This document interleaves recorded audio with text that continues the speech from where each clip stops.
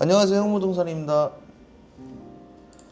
오늘은 요즘 분양권 팔아달라 하시는 분들이 너무 많아서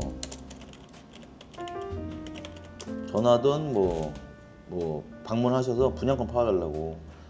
근데 이 분양권을 지금 팔 수가 없거든요. 뭐가 문제냐면 이 전매제한은 폐지됐지 없어졌지만 아직 실거주 요건이 있잖아요. 실거주 요건. 전매제한은 없어졌지만 전매제한은 없어졌지만 실거주 요건이 있어요. 2년이. 그러니까 전매제한은 뭐 없어졌지만 실거주 요건이 있는데 이게 있어가지고 뭐 팔 수는 있는데 뭐 여러 가지로 뭐 전화 와서 막 저희 아는 손님들이 와서 떡다방들이 자꾸 팔 수 있다, 팔아라 이렇게 얘기들을 하고 있대요. 근데 실거주 요건이 이게 전매제한 표면상은 없어진 것 같지만 이 실거주 요건이라는 게 살려 있거든요. 요즘 부쩍 이 분양권 팔아달라는 사람이 많아서 이제 왜 그런가 했더니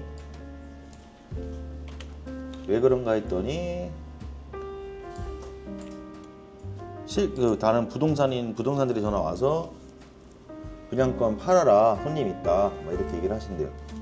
근데 문제가 뭐냐면 폐지된 것 같지만 폐지되지 않는 거예요. 예를 들어서 이거를 한번 볼게요. 실거주 의무가 있죠. 이 실거주 의무 2년이라는 게 지금 아직 살아있잖아요. 근데 위반을 하게 되면 현행 주택법상 거주 의무 위반 시 주택은 한국토지공사가 매입당해요. 매입당하는 거죠. 그러니까 실거주 2년이 전매제한 폐지했지만 실거주 2년이 있어서 만약에 위반을 하게 되면 현행 주택법상 거주 의무 위반 시 주택은 한국토지공사가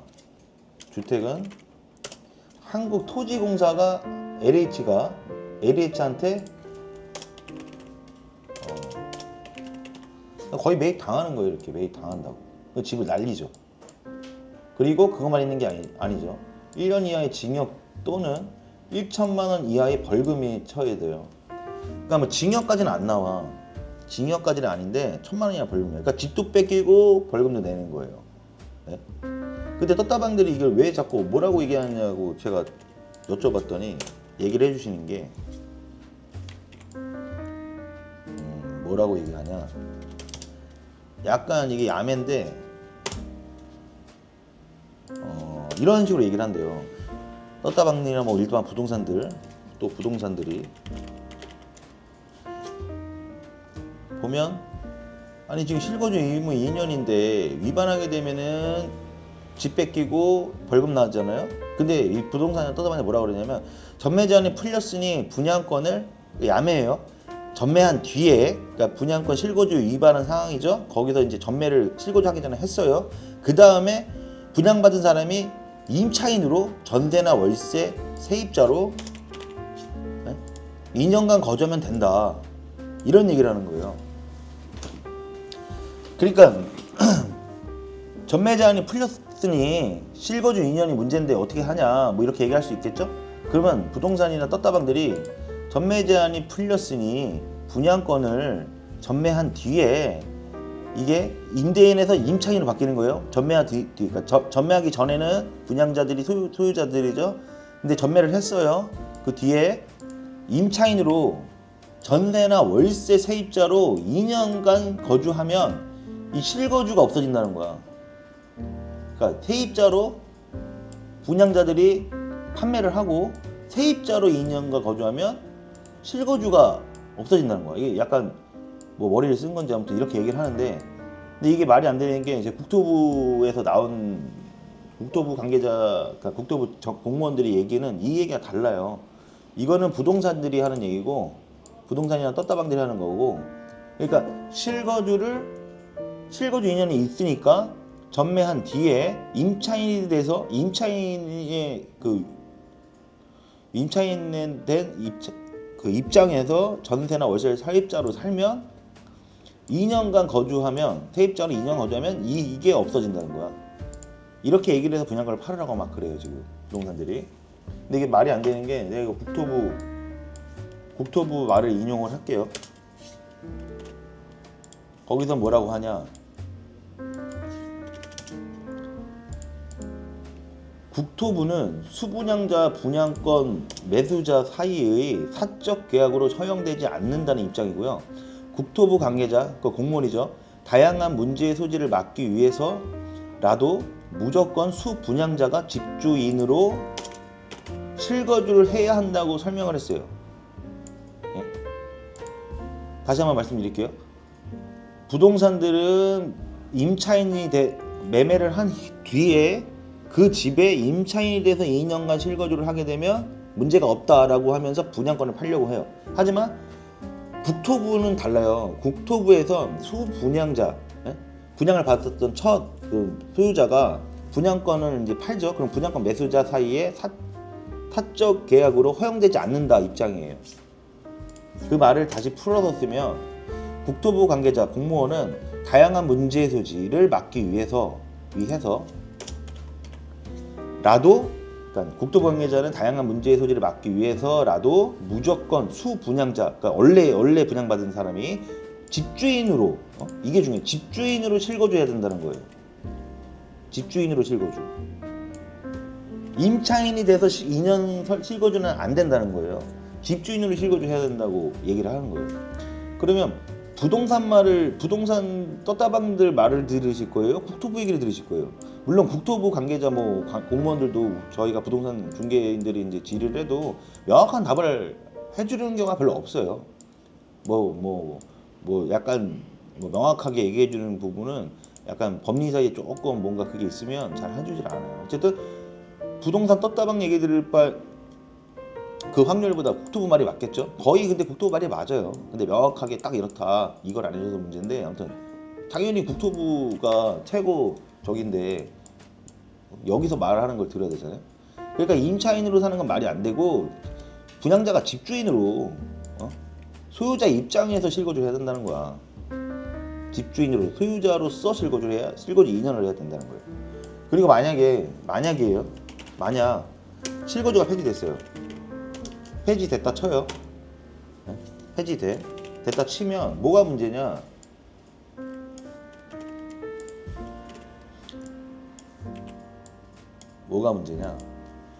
양도세 1년 미만은 70%고 2년 미만은 보유세 양도세 60%예요. 1년 미만은 70%, 2년 미만은 보유세 양도세.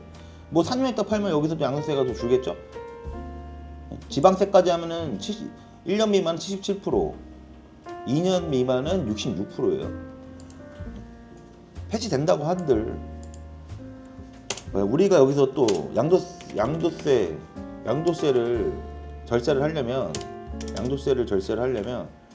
장기 보유 특별공제, 장특공제죠. 장특공제 받아야 되죠. 네? 그리고 거주기간도 채워야 돼. 그러니까 실거주 및 양도세 혜택을 할 수 있는 실거주, 보유기간, 장특공제, 거주기간, 이 세 가지가 필요해요. 그래야지 양도세를 확 줄일 수 있어요. 근데 이치까지 편자도 지금 세금 내고 다 할 바에는 그걸 왜 파는지는 이해가 안 돼요. 지금 전세가는 매매가도 오르고 있는데. 아무튼 요거는 임대인들도 전화 오시면 아셔야 돼요. 실거주 요건이 아직 살아있고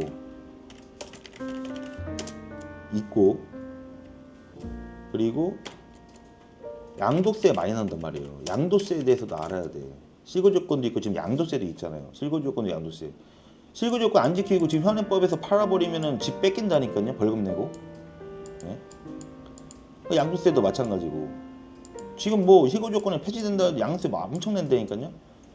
그래서 거주기간, 보유기간, 장특공제 받아야 되잖아요.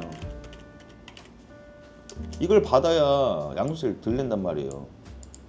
이런 어떤 상황들이 있기 때문에 지금 집을 파신 분양권 팔면 안 돼요. 자꾸 이렇게 전화나 로드를 오셔서 분양권 팔아달라. 저희도 걸린다니까요. 저희도 문제돼요. 부동산들도 문제돼. 근데 부동산들부터 해서 떴다방들 부동산들 왜 팔려고 하냐?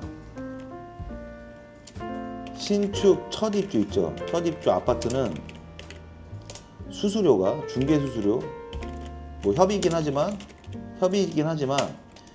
임대 같은 경우는 계약 시 50% 잔금 시 50% 받아요 보통. 왜냐면 잔금이 너무 길잖아요. 보통 이렇게 협의해서 해요. 매매 같은 경우는 계약 시 50%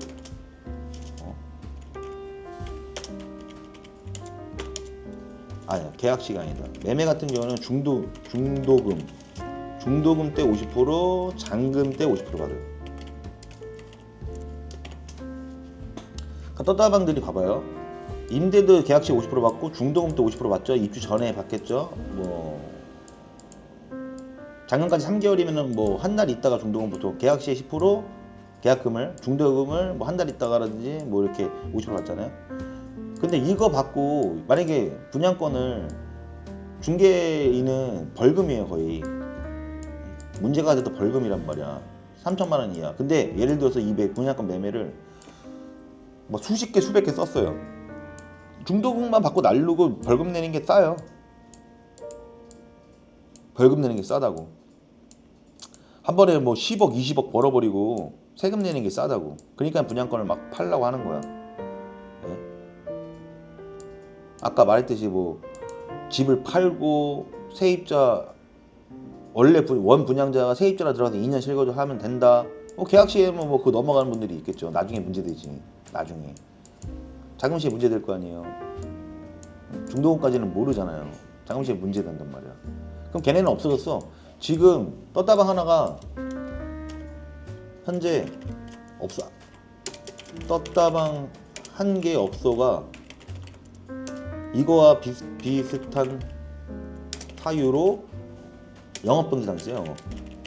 정지 당했어요. 그리고 없어졌어요. 팔고 나갔어. 얘네는 짧은 기간에 만약에 최초 입주 가능일 전에 계약을 수십 개 수백 개 써버리면 그냥 돈 갖고 잔금 안 받고 날라도 이익이라니까요. 근데 거기에 대한 피해는 매도인이죠. 뭐 매수인도 마찬가지로 문제됐죠. 그러니까는 매도 전부 다 잘 알고 팔고 사고를 해야 돼. 그러니까 막 하면 안 돼요. 공부를 하셔야 되고 매도인, 매수인 전부 공부하셔야 돼요. 만약에 공부하기 싫다.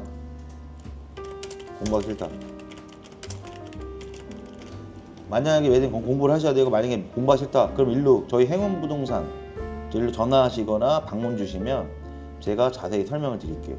영상으로 올리는 한계가 있고 시간적 제약이 있기 때문에 직접 방문해 주시면 전화나 방문해 주시면 제가 잘 알려드릴게요. 그리고 하나 더. 이제 사전 점검이 약 9월에서 10월 정도 될 것 같아요. 사전 점검이 9월에서 10월 정도 뭐 예상 중인데 그때 사전 점검일날 사전 점검일에 떴다방 및 부동산들이 분양권 팔아라 엄청 달려들 거예요. 절대 그런 부동산은 믿고 거르세요. 믿고. 오늘 이제 이 분양권 이거 이제 매매에 대해서 사람들이 실거주 폐지돼가지고 막 팔 수 있다고 생각하고 막 그러시는데 지금 팔 수 있는 상황이 아니니까 절대 팔지 마시고 사전 점검일에 아마 떴다방비 부동산들이 뭐 사전 점검하러 가실 거 아니에요? 그럼 그 근처에서 명함 주면서 분양권 팔아라. 뭐 저도 거기 명함 주러 갈 거예요. 영업하러. 근데 분양권 팔아라 막 이런 사람들 있죠. 이런 거 그냥 믿고 걸으세요. 이게 문제 있는 거니까. 그리고 요즘 이게 분양권 팔아라는 얘기가 너무 많아가지고 한번 영상을 다뤘고요. 다음에도 포레온 분위기, 현장 부동산 분위기나 오늘같이 뭐 이슈 등등 있으면 좋은 리뷰하도록 노력하겠습니다. 다음에도 또 만나 뵙고, 혹시 뭐 이거 아니래도 어떤 관련 궁금한 사항이나 이런 게 있으면 저한테 전화 주시면 친절하게 설명드리고, 뭐 방문해 주시는 게 제일 좋고요. 그래야지 얼굴 보고 말씀드려야 더 자세한 설명이 되거든요. 그리고 매물 접수 및 상담 환영합니다. 매물 접수도 많이 해주세요. 네. 다음에 또 만나요.